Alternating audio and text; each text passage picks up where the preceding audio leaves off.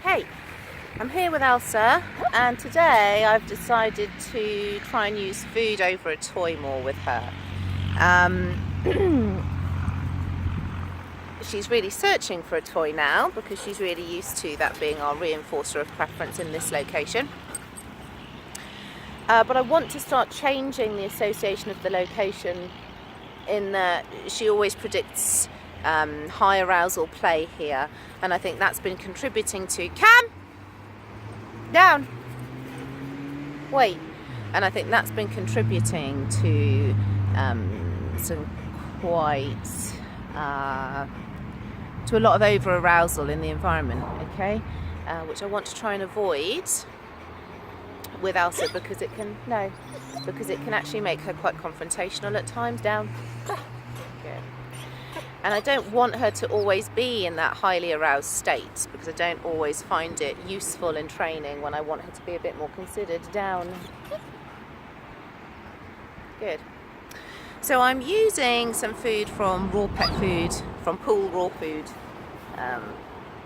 Limited, which is a really awesome shop. And because Elsa's raw fed, I often find it difficult to find food rewards that she is particularly motivated by because she gets such high value just regular food. So I'm using it looks a bit like what is it, pork scratchings. So it looks really gross. It actually smells really yummy. There you go. And she's taking the food, which is great. So I haven't fed her yet today. Down. Good. Okay. And go find the food. So I'm throwing the food for her to sniff and find on the floor. So it's encouraging her to smell the ground, which is already a more considered behaviour than looking for food, for the toy, chasing the toy down. Okay. Good. Sit. Good job. One thing I find with Elsa is in this environment, even when she's taking food, she can be quite snatchy. And I think that's because of the way that we deliver the reinforcer with the toy in quite a high energy way. And that filters through to when she's taking food, she can be quite snappy and catch me a little. So I'm just going to be doing a little bit of healing with food as opposed to the toy. Holding the food up as a target and then popping it down, and also having the food in my hand just like I did with Henry in that one video. And bringing it down and popping and rewarding her, yeah? So when I do that, I tend to always hold the food like this, crook of my hand, over the dog's nose, boom, pop it down and release it, yeah? So let's do a little bit of work on that and see how she goes with it. Okay.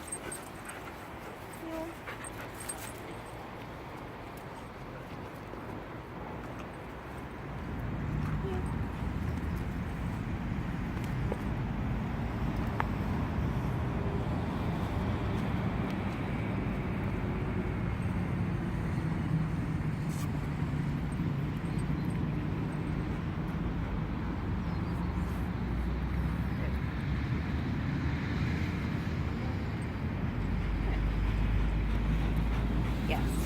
Nice. Heel. Good. Good.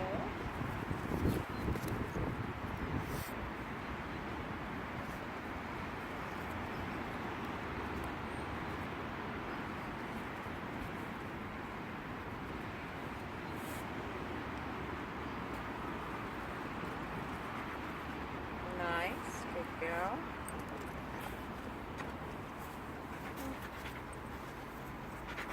Heel. Elsa, heel. Good. No. Good. Down.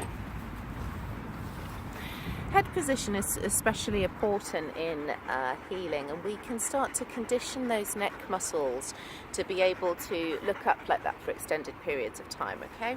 And we can do that in several ways by rewarding the dog with the toy like we have been doing, so that the dog is looking up at the target of the ball in our armpit. Down. And wait. Good. But also we can feed them with their head up like that a lot, okay, in the heel position and also in the center position. So how that looks when we're doing that in center centre. Good. Is that we're just centre. That we're just feeding the dog with their head up. No, centre. Good. Okay. Up. So that she's learning to hold her head up for extended periods of time. Good.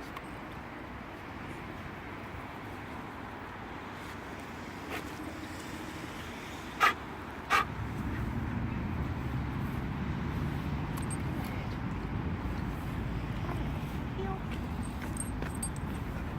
And the same in heel. Heel.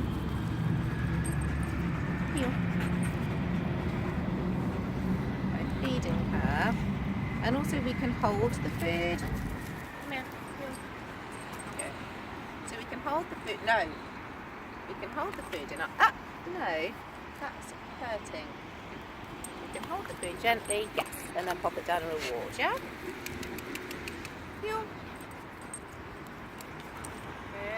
So holding it in the crook of our hand, putting it onto the dog's nose so the dog can consistently access it.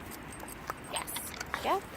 And rewarding it. So they're kind of able to kind of nibble at the food as we're walking them along, and then when they've done it for a little bit, yes, let it go. Yeah, because it's being held here.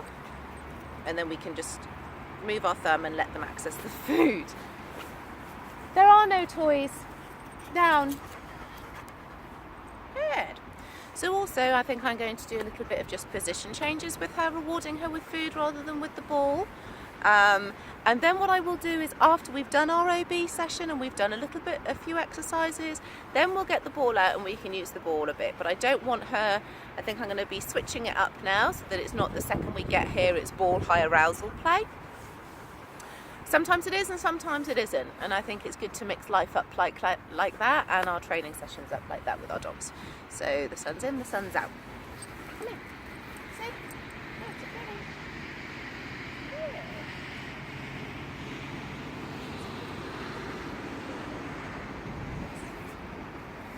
Good. Sit. No, that's it. Sit. Good. Sit. No. Sit. Coucher. Assis. Au pied. Au pied. No. Sit. Au pied. Good. Coucher. Au pied. Good. Platz. Platz. Good. Stehen. Good. Sitz. Platz. Nein. Sitz. Platz. Nein. Sitz. Platz. Gut. Stehen. Gut. Sitz. Okay. Good. Coucher. Good. Assis. Good. Nein. Good. Coucher. Stehen. Good. So mixing it up as well with different languages there, but the way that she is taking the food is quite hard still. Down. Good. And that's because it's the first time we've done this. You know, it's really normal for her to be fizzy. She's actually looking now for toys, remnants of toys that we may have left here, but it's not happening right now. Okay. Good girl. So I might then scatter feed her. Down. Good. Okay, go get it. Go find it.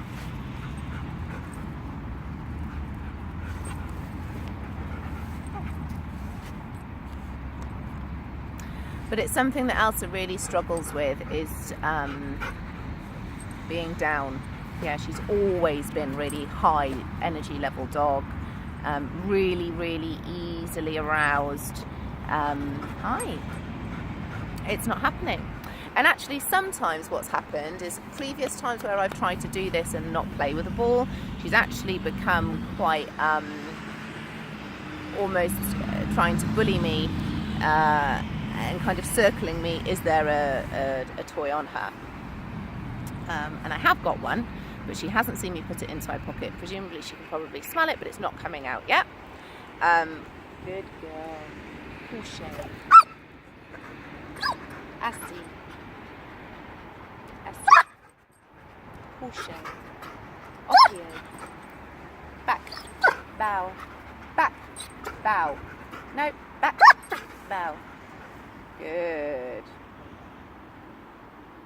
Assis. Oppio. Oppio. Good. Couché. Back. Good. Back. Back up. Down. Good. Yes.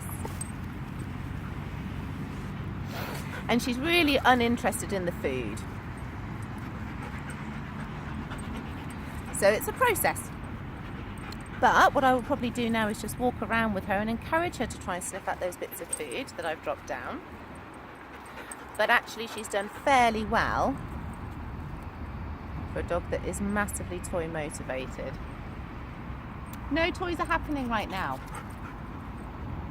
So that was session 1 of us not using toys in the environment immediately as soon as we get here, trying to ramp up the value of food. Whenever you have a dog that's not particularly food motivated, go get your food. Then we need to really close the economy on food. Train at times that you know that your dog is hungry. Really close that economy on food. Nothing in life is free. Don't just give them a bowl of food for doing that all. And also we know that dogs like to earn their food, okay? And Elsa is particularly like that. So if I asked her for behaviours and rewarded her with bits of food, she'd eat them, as you saw. But when I just kind of, quite often she'll refuse food because she's not that motivated by it. She's not really a big, massive eater. Down. Good. Down. Gentle. Good. Sit. Good. Spin. Good. Twist. Good. Sit. Normal sit. Good. Twist. Down. Spin. Twist. Spin. Twist. Down. Sit. Sit. Okay, go find your food. Okay, so that's all we're going to do for today now, on video wise, and we're just going to do a bit more training now with scatter feeding and potentially play ball a little bit afterwards when I can see that she's down a notch. Yeah, and then I'll take it out. Okay, have a good day.